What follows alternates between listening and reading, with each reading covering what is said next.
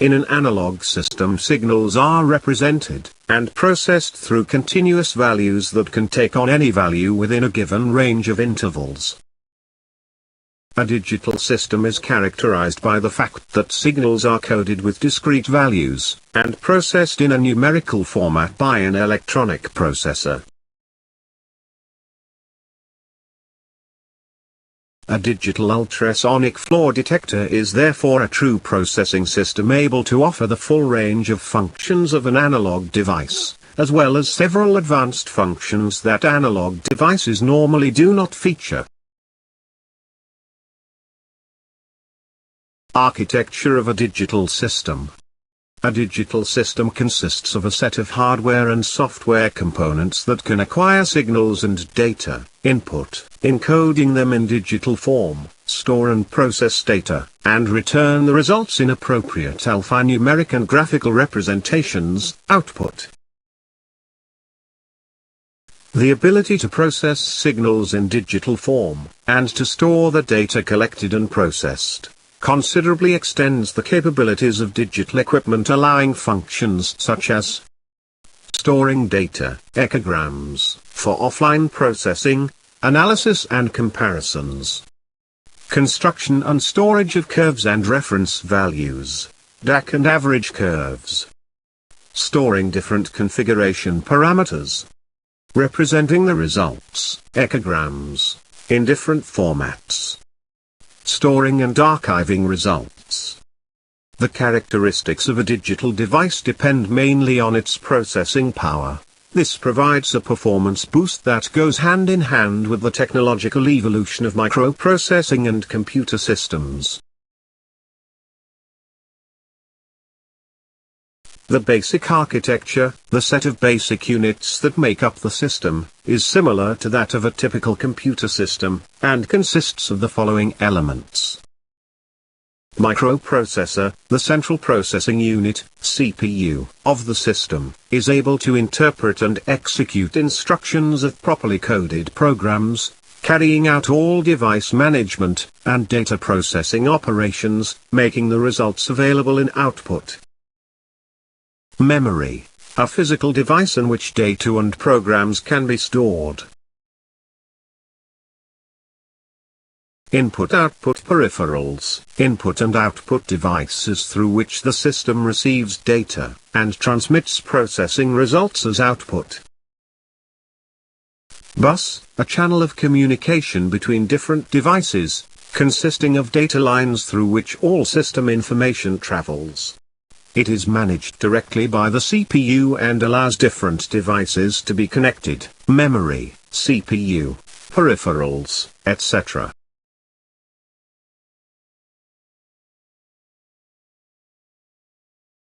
Digital ultrasonic flaw detector. Compared to the basic pattern typical of all computer systems, a digital ultrasonic flaw detector is made up of several specific devices such as a probe for the acquisition of input signals, an analog to digital converter, a video processor, digital signal processor and graphics card, as well as a digital display and a data storage system.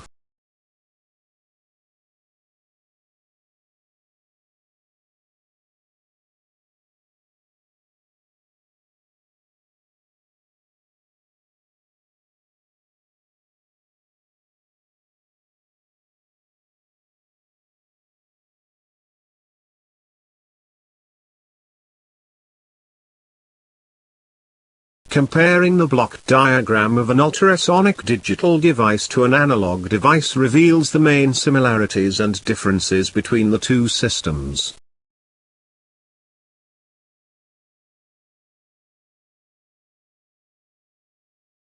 An analog system comprises specific units responsible for synchronization between the transmitter signal and the scanning signal for video output. The scan signal is delayed in order to have the video output properly timed with the incoming signal.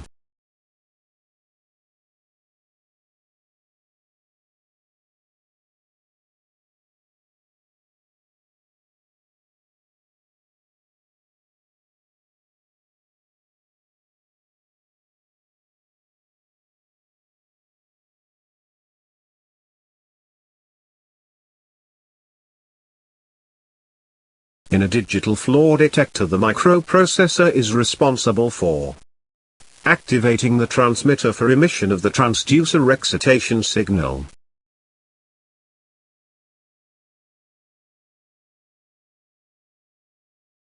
And to enable, with an appropriate time delay, the analog to digital converter, in order to acquire data from the receiver within the correct time interval. The analog signals sent out from the receiver are digitized, converted into numerical sequences by an analog to digital converter, and then stored in the memory of the instrument.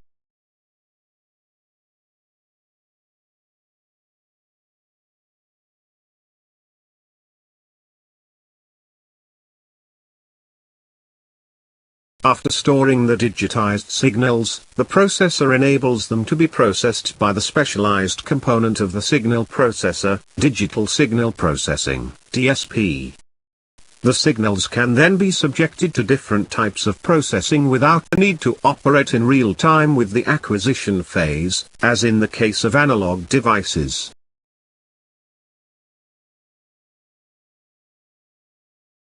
The result of processing is a numeric sequence that must be reconverted into a graphic output, rendering, to be displayed on a digital screen. Significant data can be permanently stored in the instrument's memory unit, I0 peripherals, along with calibration data.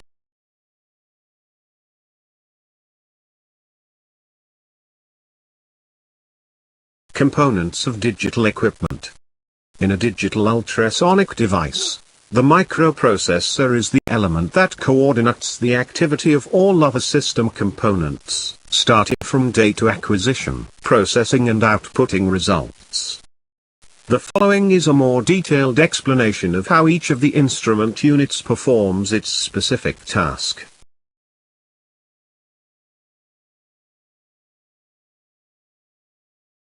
Analog digital converter. Sampling and digitalization process. An analog signal cannot be memorized in an electronic processing system, computer, because it is a continuous in amplitude, meaning that it can take on any value within a given range. And a continuous in time, meaning that it is defined in every instance within a set range of time. Storing the signal requires its conversion into a numerical, or digital value, meaning a list of finite numbers that represent the value of the signal at set instances, discrete in time.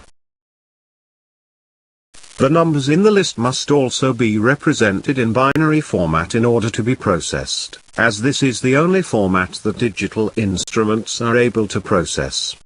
Given that with n binary digits, bit, a maximum of 2 to the power of n different values can be represented, only a limited number of signal amplitude values can be encoded, once the number of representation bits is set.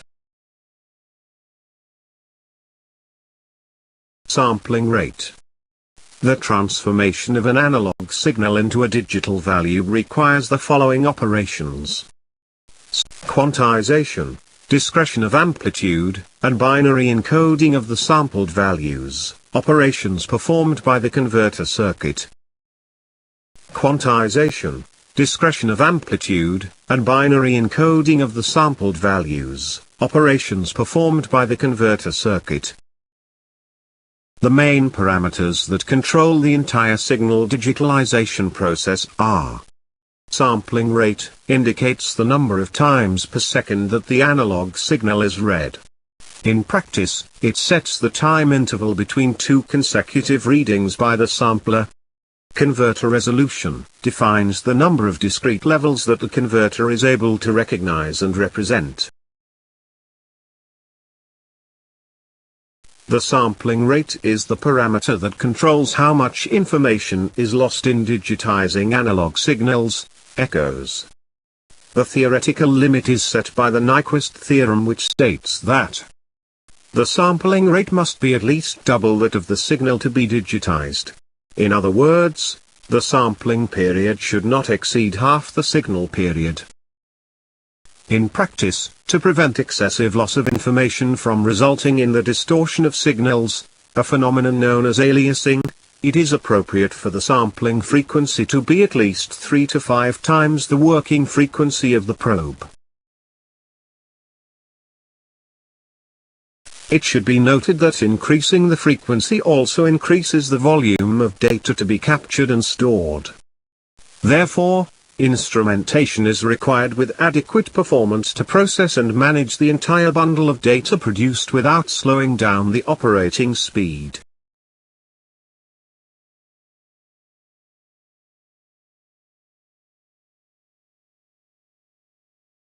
The converter resolution defines the number of discrete values, levels, that can be used to represent the analog signal. It is usually expressed in numbers of bits used for the representation. An n-bit converter can represent 2 to the power of n levels.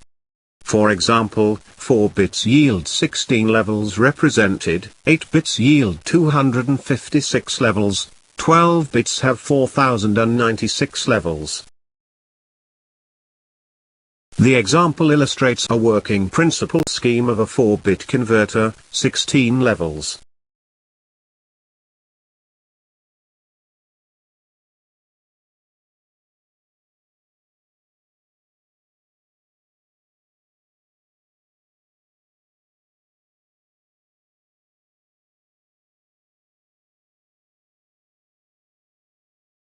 The converters most often used in current systems are 8 and 14 bits.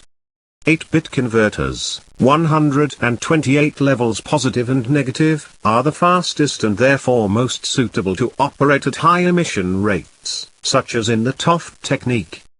14-bit converters are slower and more expensive but are more precise in representing signals. They are often used in scans with traditional techniques, pulse echo, and in phased array systems.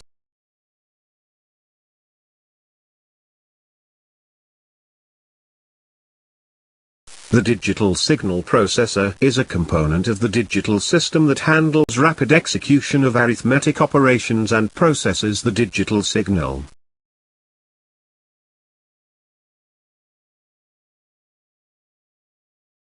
The processing phase mainly aims to clean the signal of noise introduced in the receiving electronic circuits, for example, applying the averaging technique to improve the signal-noise ratio.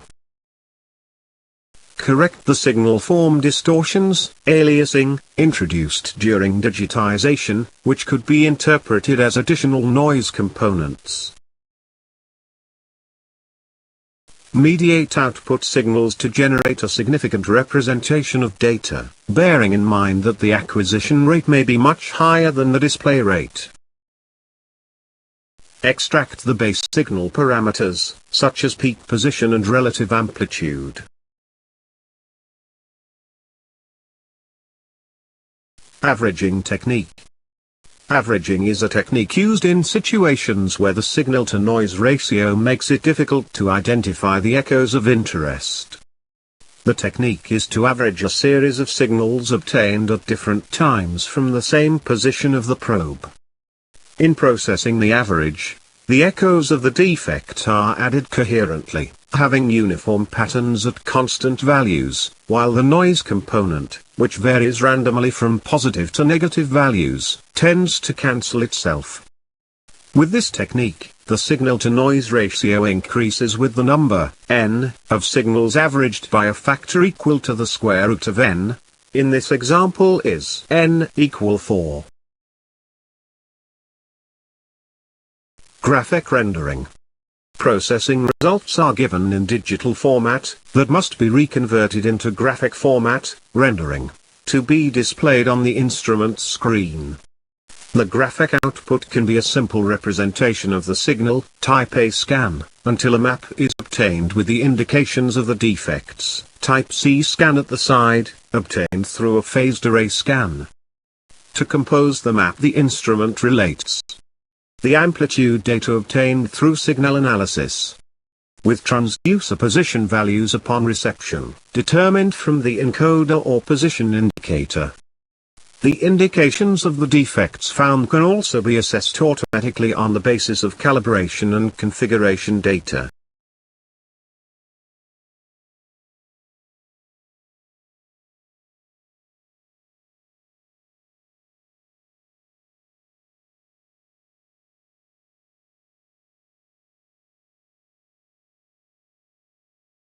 Digital display. Digital equipment usually employs LCD screens, liquid crystal display. The screen comprises a thin layer of crystals, arranged into small cells, pixels, by means of a grid of transparent guidelines placed on one side of the crystals by row and on the other side by column. Each cell can be turned on or off through its polarization by applying a specific voltage to the two row or column electrodes. The cell is active, on, when, once appropriately polarized, it is crossed by the retroilluminating light beam. The cell is inactive, off, when it is not polarized, and the light beam is blocked.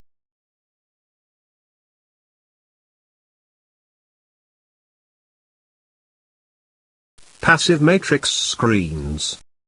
Imaging on a digital screen is similar to that of an analog screen, where the image is constructed through horizontal rows. Likewise, in a digital screen, one row at a time is traced, either opening or closing the single pixels of that row. Imaging moves to the following row until all lines that define the screen are complete. Once imaging is complete, the process starts over again from the initial row. This way of working on individual pixels, passive matrix, is not suitable for high-resolution screens for the fact that the crystals tend to gradually return to the idle state during the time that elapses between two successive activation pulses. The image of a line just drawn begins to gradually fade when proceeding with the next rows, and so a loss of image sharpness occurs.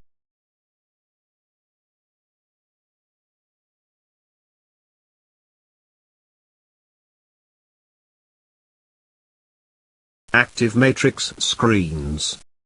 The problem of fading images in an LCD display has been resolved by combining each pixel with a switch transistor. The transistor stores information, on or off, on the state of the pixel, and the pixel remains in that state until it receives a new signal. In this way the matrix structure remains active, and it is no longer necessary to rely on the inertia of the crystals to keep the image visible when the screen is re-imaged, or simply refreshed.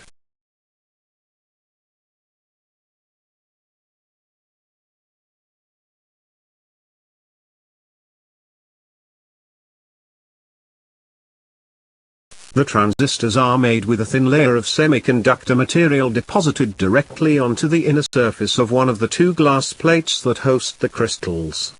The material must be transparent so as to avoid blocking the passage of the light beam. The film thickness is between 1/10 and 100th of a micron, TFT, thin film transistor.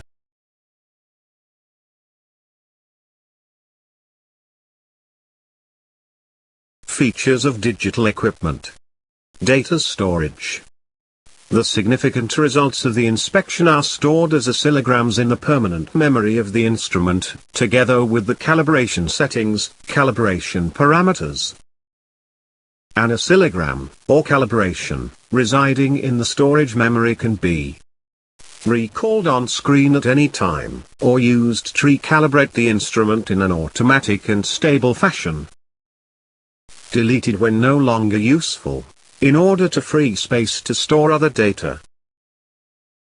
Printed by connecting the instrument to a printer, either directly or through a personal computer. The digital flaw detectors are devices designed for permanent connection to an external memory or computer. Data can be transferred to these units and stored here, thereby eliminating every problem related to the capacity limits of the instrument's internal memory. Multi-channel mode of operation. The instrument can operate in multi-channel digital mode to acquire data simultaneously from numerous transducers, channels. The channel operations, emission pulse, signal reception, digitization and storage, may be simultaneous or sequential. Simultaneous operations for each channel will require an instrument capable of independently performing the entire chain of operations required. The final data will then be stored and processed in a common unit. sequential operations occur individually according to a predetermined cycle. The operations related to the first channel are those performed as sequence initiation, followed by the second, and so on until the final operation. After the last channel operation is complete, the cycle is repeated once again, returning to the first channel. This mode of operation does not require a complete instrumentation for each channel, but results in a significant operating speed lag. The different channels can be real, when each channel is dedicated to a single transducer, as in the case of a weld inspection with probes placed on both sides. Virtual, when multiple channels are dedicated to a single transducer, which was programmed to operate differently in different channels, such as in phased array. Interface and control panel. The many features available on digital equipment are usually grouped into menus and submenus by which it is possible to set various parameters and operating modes. Define the characteristics of the probes, the material, and the test piece. Configure and calibrate the equipment. Manage the various functions of archiving, deletion, printing, etc. Access to individual functions and data configuration is allowed through a series of buttons located on a control panel, or by acting directly on the symbols of the screen, as in the case of touchscreen models.